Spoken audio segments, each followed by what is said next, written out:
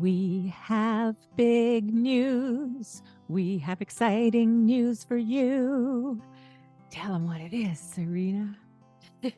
We are super excited to announce that we are starting our first membership this January 2024. Yay! Membership, membership, membership.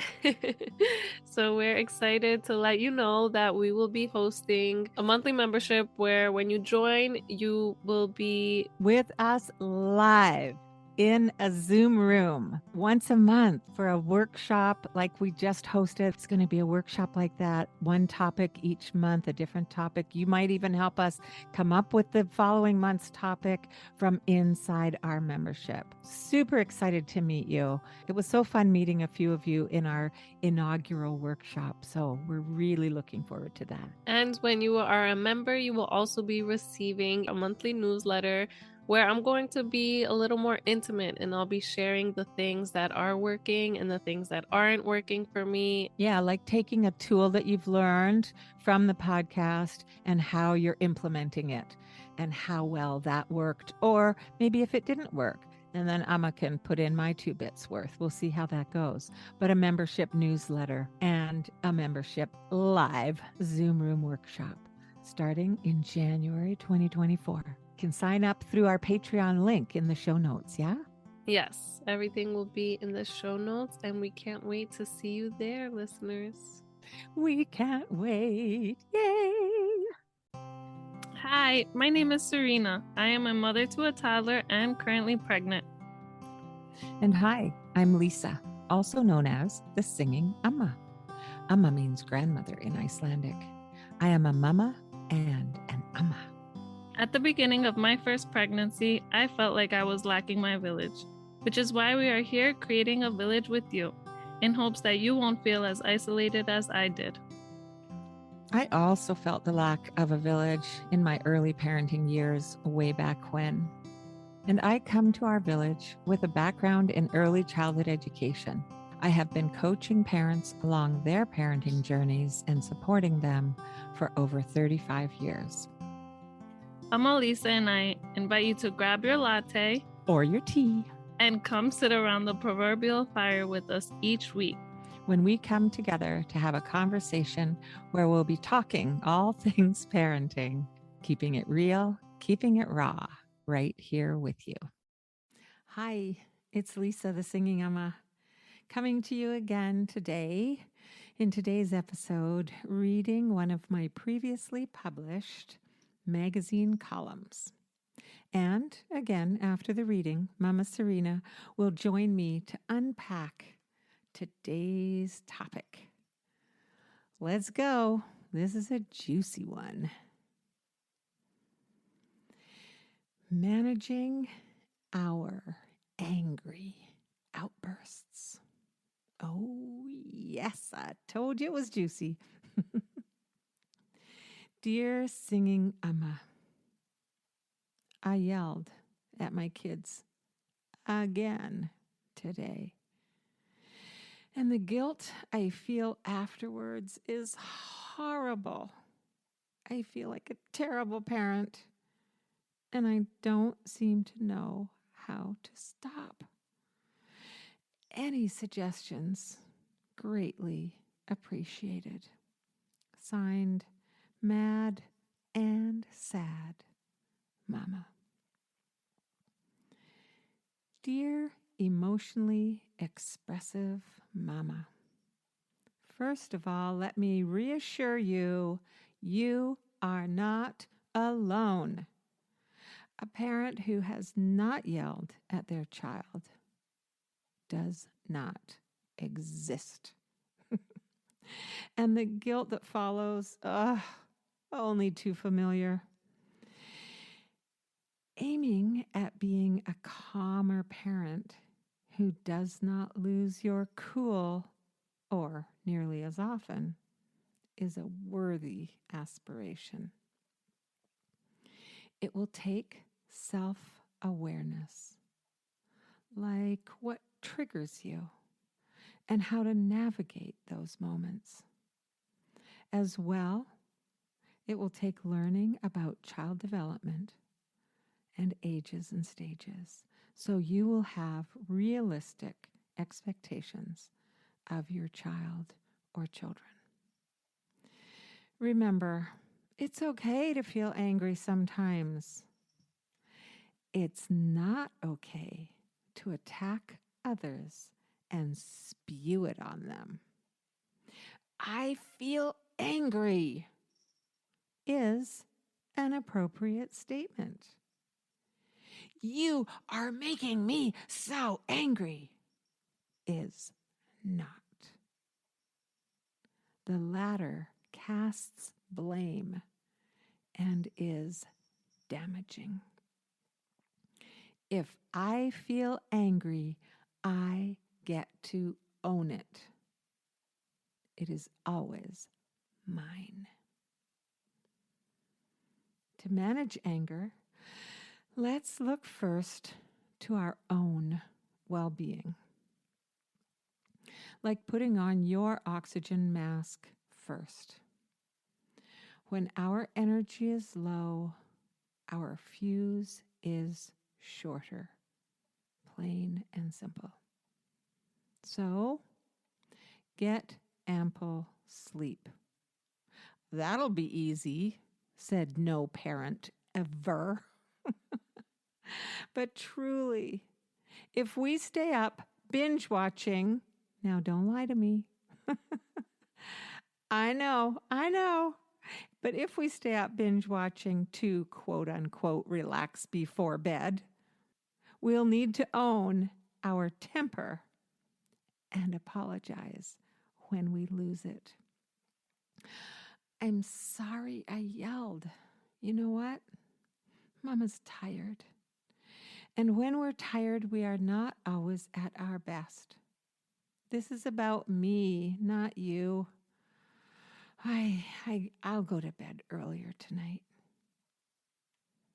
In this example, you are modeling, owning your behavioral outbursts, as well as sharing what regulation practices you might put into place that could help. That's powerful modeling. Also, be sure to nourish and hydrate your body adequately. And let me just say, when I say hydrate, I mean water, water, water, water, water. I don't mean soda, pop, or caffeinated beverages, aka teas and coffees. No, I mean water. Because actually, soda and caffeinated beverages can be a diuretic and actually deplete the water in our bodies. We need to drink water, plain and simple. Also, nourishing food, so important because hangry, it's real, right? You know it, I know it. Hangry is a thing. If our blood sugar levels get out of whack, our emotions soon follow. Now that you've taken care of yourself, are the kids acting out? Let's look. Are they tired? Are they hungry or thirsty? Let's focus first on alleviating these basic issues. Sometimes simply walking away when a child's antics escalate and when you are going to blow your cool. Taking some deep breaths as you walk away. And coming back with a snack tray and cups of water may well be a great first line of defense. You know that trying to talk with an upset child doesn't work, right? Nor does trying to reason when you are angry. Angry reactions and being rational cannot coexist. exist. I'm going to read that one again. Angry reactions and being rational cannot coexist. The frontal cortex of the brain is on hiatus when we are angry. Hiatus, hiatus, hiatus. Your reptilian brain, your survival brain, is fully engaged. It's not rational. It can't be rational. Deep breathing, even though it's annoying when somebody says, take a deep breath, deep breathing can actually reset the nervous system. So do it. Try it. Take a minute. And then use an extra quiet voice. Insist your brain does it because you are building a new muscle here. Excuse yourself and go to the bathroom if you must. It's always a great place to realign yourself with how you actually want to respond to any given situation. Take a time out in the bathroom, mama or dad. Get outside. Get outside with the kids in tow if need be. One thing I've always said is if the kids are bouncing off the walls, take down the walls. In other words, open the front door and get out there where there are no walls. Fresh air and nature are your friend. If you can't get outside for whatever reason, maybe it's dark out, whatever the reason is, try a dance break. Do anything to shift the energy. And as we've said before, change a mood, not a mind. Dancing is really, really good tool for that. Then, once you are calm, reconnect and reassure. Be gentle with your children. Be gentle with yourself. Apologize when you blow it. That's really great modeling. And it's called mutual respect. You'll be modeling great self-regulation practices for your child to learn for their own lives.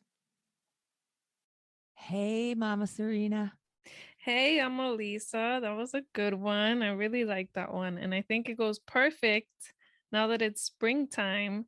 And one of the ways, you can stop yourself from having an outburst, like you said, is changing the setting to shift the energy, shifting the mood. And now that it's nice outside, it's so much easier to get out there. yes. And that's such an easy way to maybe your kid's bouncing off the walls and that's stressing you out. And that's why you're about to have an angry outburst.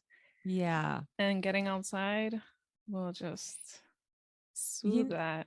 You know what I love about that? Like, honestly, any mood that I'm in, if I just make myself, sometimes I have to make myself, even if I'm just by myself, right? I make myself go outside. And within minutes, very few minutes, I'm like, okay. Yeah. It's so obvious, right? Mm-hmm. And so, what I love about that too is if you say, hey, I'm about to blow my top. Let's get out the door together. Let's go so mama doesn't yell. I don't like yelling at you and I'm feeling it bubble up inside.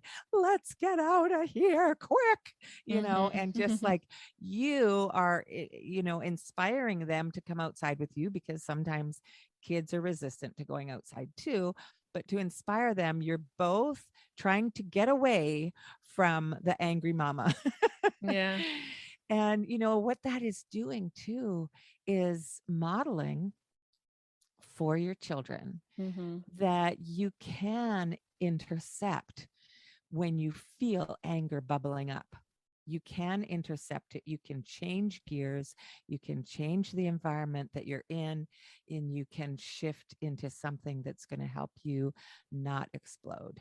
The other day I saw this, a friend had sent me one of those videos on Instagram, and this man, he takes 2 Coke bottles and shakes them up and then immediately opens one. And he says, this is what happens when you're mad and you get shaken up and then you just let it all out. You explode. Oh my gosh. Yeah, I love this it was, analogy. it was really good. And then And what, if you just sit there and take a breath and relax, once you open the cap, it's not gonna outburst like yeah, the angry maybe outburst. you could even do it with your children with, oh my gosh, I love that. Thank you for sharing that.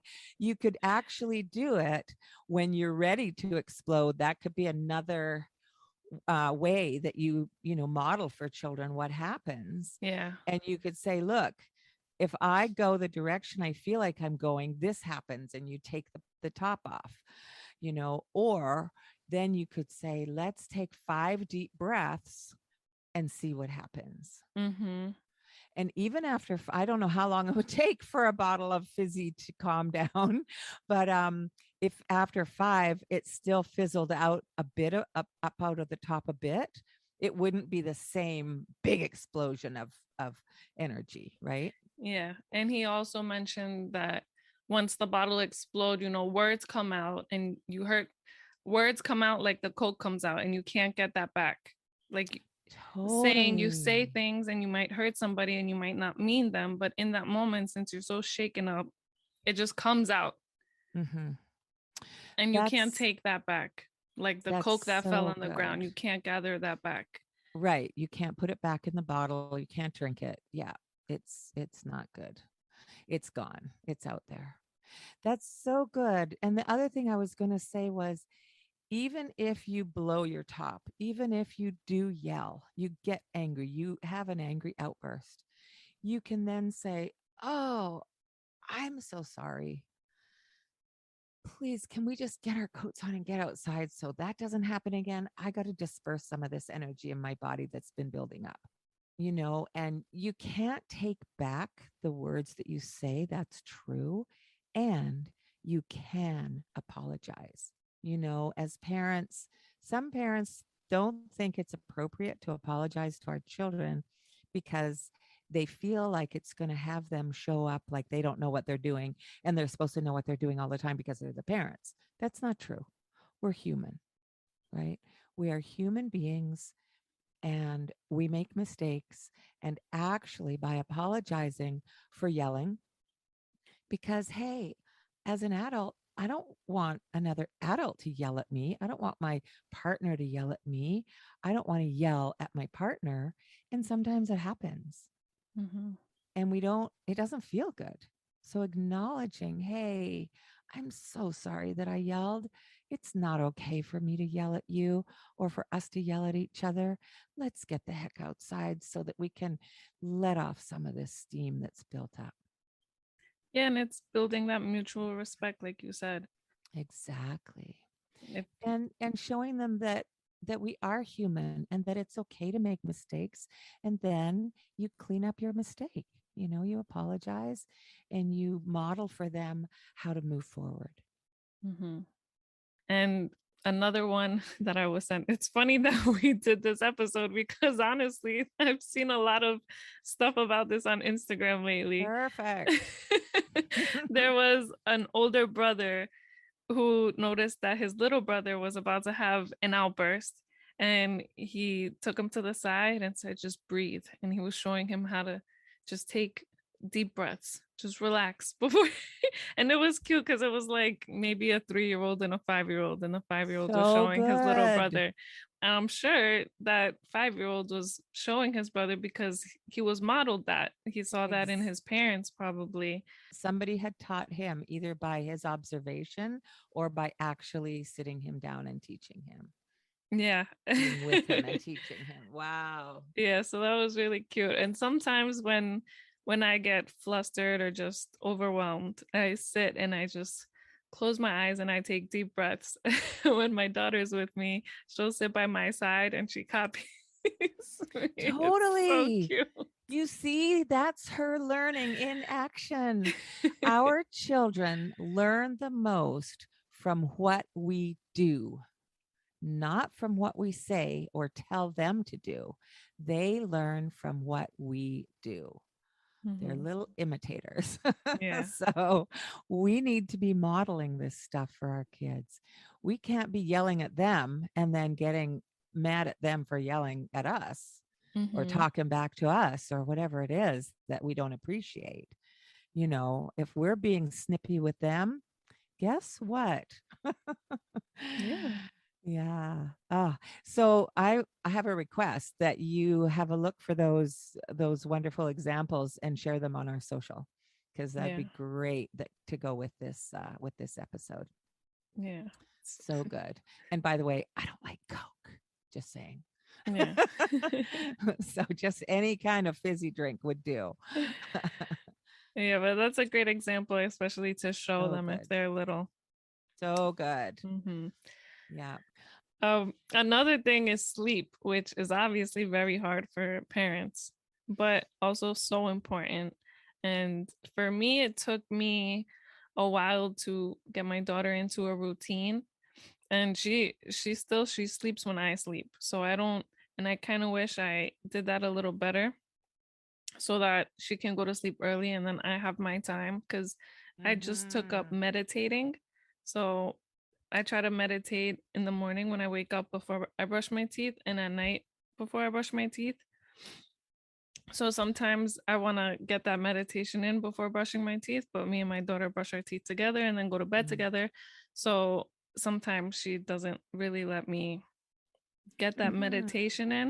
Yeah. But when now I think she's starting because I started this a few weeks ago, and now she's starting to understand, I guess, that that's part of my routine. And she sees me meditating and she knows, like, okay, let me be quiet for a little bit.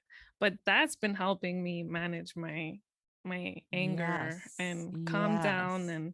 And I don't even get angry really because I know I just need to relax for a second if something's overwhelming to me. I think, what can I do? Do what you can do. And if it's something that's out of your hands, you just kind of have to accept it. And Yes. And that's meditation.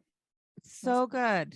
That's why I put the part about, tell them that you have to go pee and go in the bathroom and close the door. And yeah. what that gives you is a couple moments where you can take those deep breaths, where you can go, okay, is this something that I need to respond to? Like the difference between reacting and responding, there's a big difference, right? Yeah. And so, do I need to respond to this? Do I, um, how do I want to respond to this? You know, Hmm. there's just so many. Yeah, and analyzing why your kid is acting out in that moment. Maybe they are hangry, or maybe they're Yes. just really tired. And if they are really tired and they're really tired, you just need to accept that, and it's time for Mhm. them to go to sleep. So let's try our best to get them to go to sleep. But like sometimes I'll notice my daughter will make a mess. She starts throwing her toys right before we're about to go to bed. And it's because she's tired. And Yes. I try to get her to clean it up and that's not going anywhere. And then I Mm-mm. need to, all right, she's tired. It's not gonna happen right now. The more you push, the more she's gonna pull. So, it's fine. The mess can stay Yes. there for the night. It's gonna be fine. Yes. Well done, Mama. And here's what I want to say. If your child is overtired and starts throwing her things or whatever they do to make a tantrum kind of energy happen or an upset energy happen, that's on us I think that's on us. It's our job to get Mm-hmm. our children into bed before they get overtired. Yeah. So if she starts making a big old mess, you're absolutely right. This is not the time to try and engage her in tidy up. She's just wailing it out, right? Mm-hmm. So my idea there is leave the mess, just like you say, get her into bed, get her to sleep. And guess what? You get to tidy up that mess because it's on you, the Mm-hmm. parent. Yeah. And you just, I mean, there's not very many things thrown around probably because you caught it early, hopefully. And then you just put those things away and you don't even talk about it the next day.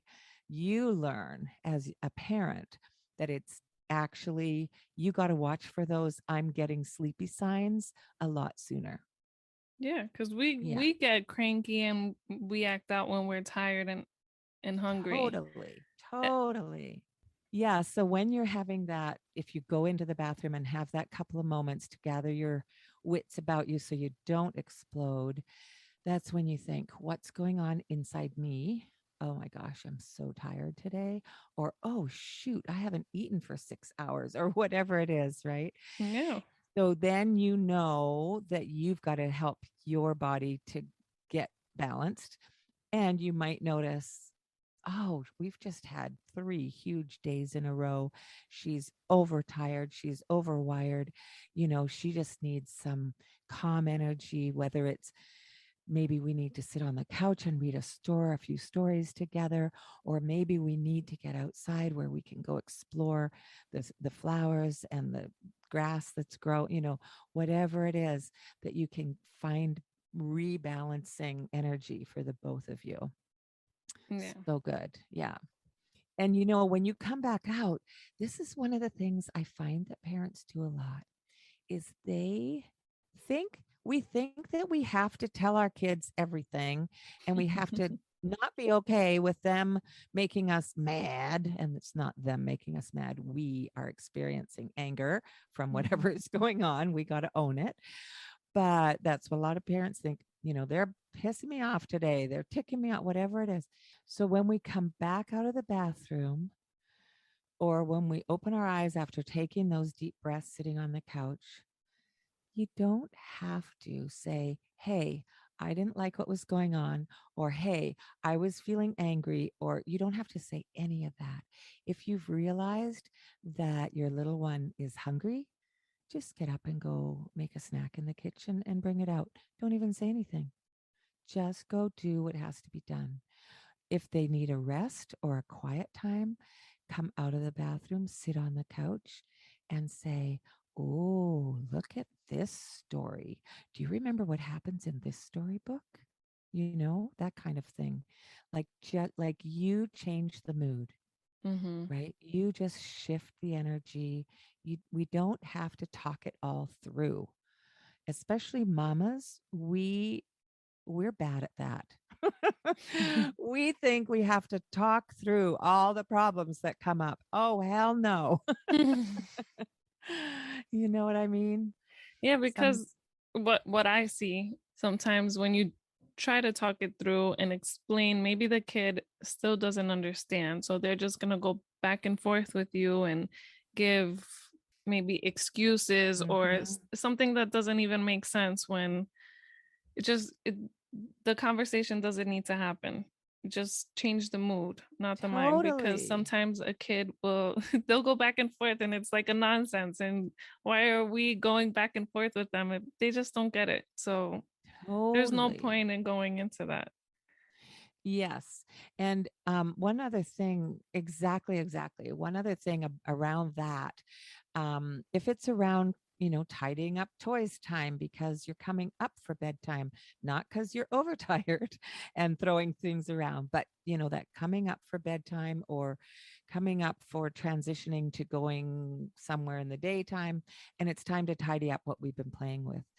The best way I have found to do that, which kind of erases the possibility of having a fight about it because there's a lot of battleground that's created around, I told you to tidy up. Why aren't you tidying up? Mm-hmm. Like, that doesn't even need to happen, you guys.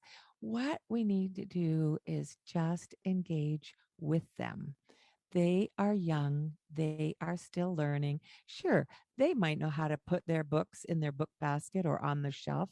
They might know where all their stuffies go, but they're little and they're still learning. And so the very best way to do tidy up time that I know of, both in preschool and daycare settings, as well as in the family home. Now let's go and tidy up, tidy up, tidy up, and you just get into it with them. Or you make a game out of it. That's, oh my gosh, that's my Amma talking through me. Let's make a game of it. We would have some task to do, and that was her thing. Let's make a game out of it. Where does this stuffy go? Does this stuffy like to sit beside that stuffy? Or does this stuffy like to sit over there? And you get into it with them. You get into the child's level. How fast can we put all the blocks in the basket? That kind of thing. Engage their enthusiasm for getting a job done. So easy. Yeah. And the millennial in me, I Yes. just go to Alexa and say, Alexa, play the Barney cleanup song. So we sing it along with Barney. And then we try to, because it's a quick song. So we try to clean up as well before the song ends. Right. Oh, yes. The millennials. I don't have Alexa and I probably never will. But yes, that type of thing. Exactly. Exactly. And then that becomes part of what they recognize. And that just alleviates anger in the child, anger in the parent, and those explosions. It just doesn't even, you just don't even go there. Not all the time, of course. It's never going to work every single time. And you have some tools. Yeah. For when it does. Yeah, but I think us not yelling at our kids and all like you said, some kids may be a little more sensitive if you do have an outburst. And some kids are a little more sensitive to that. And that's just how some kids are born. Thank you for that reminder. This was just before we started recording, I think. I want to read to you a moment just before we end off today's episode from How to Talk So Kids Will Listen and Listen So Kids Will Talk, my favorite of all time parenting books by Adele Faber and Elaine Maslich. And this is a little piece about children who are sensitive to a parent's disapproval. So they write, caution. Some children are very sensitive to their parents' disapproval. For them, strong statements like, I am angry, or that makes me furious, are more than they can bear. In retaliation, they'll belligerently answer, well, I am angry at you too. For those children, it's best just to state your expectations. For example, instead of, I'm angry at you for pulling the cat's tail, it would be more helpful to say, I expect you to be kind to animals. So, with the sensitive child, um, focusing on the problem and not on your feelings about the problem. For a lot of children, it's fine to express your feelings, like those bigger feelings. And for the sensitive child, just focus on the problem rather than the feelings that you have about the child's actions. We don't want them to take it too personally and feel too offended or extremely upset by it. Yeah, I think I was one of those sensitive kids because it would really hurt me when I knew I was upsetting my parents or my grandparents. And also part of it is like I'm a little embarrassed too. Not so much that it hurt, but even if it's something, if I knew I was upsetting them in front of somebody else, I was embarrassed. But that's a good way to address that situation and just tell them what you expect from them instead of them seeing your disapproval. Right. And that's a really good tool that's in this book, stating your expectations clearly, rather than there is a whole chapter called Alternatives to Punishment. And that's one of them. State your expectations clearly. So Yeah. we can get into that in another topic, another episode.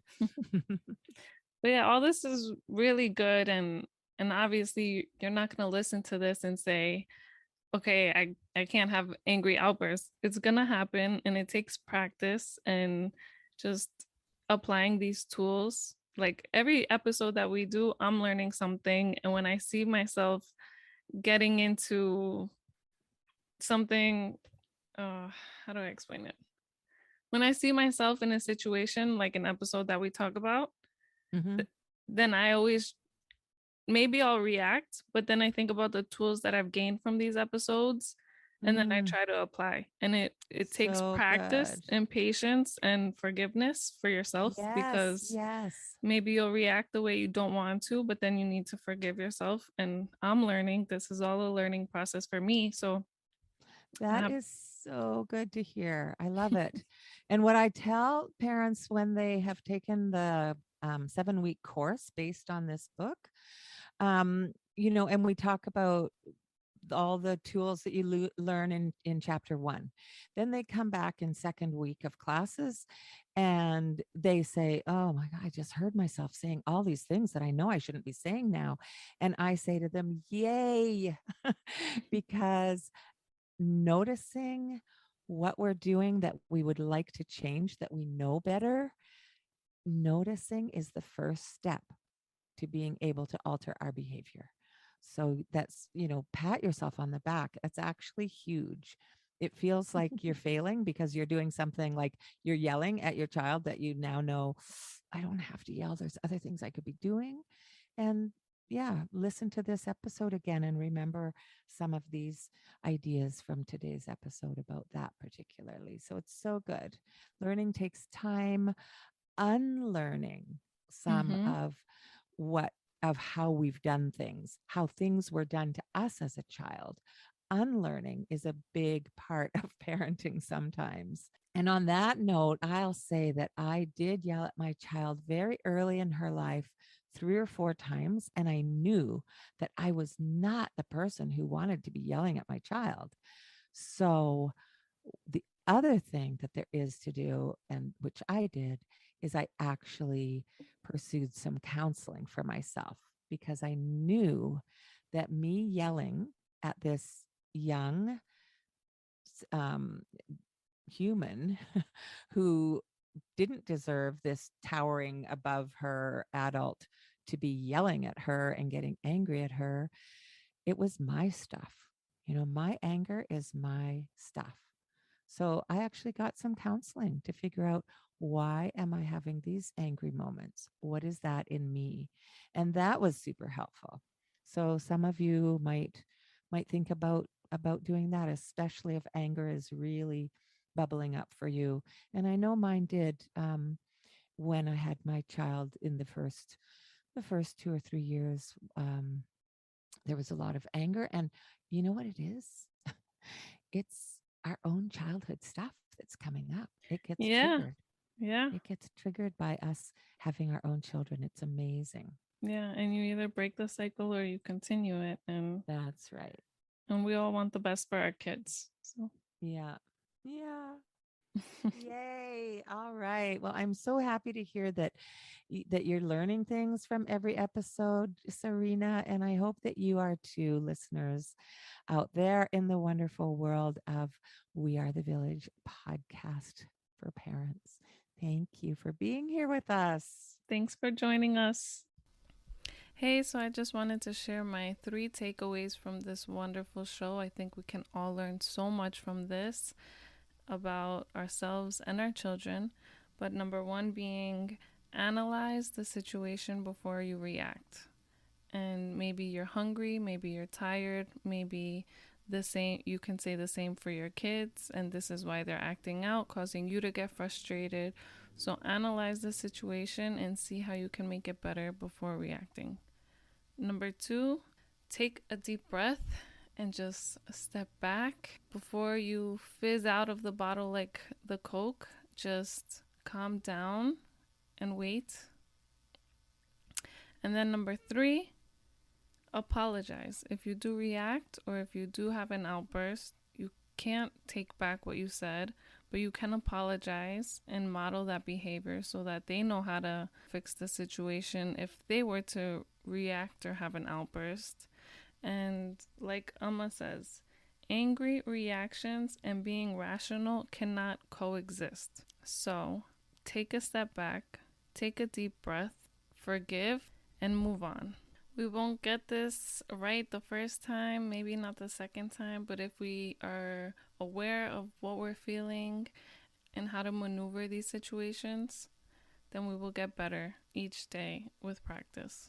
So good luck, and thank you for listening. Thanks for being here with us in our virtual village.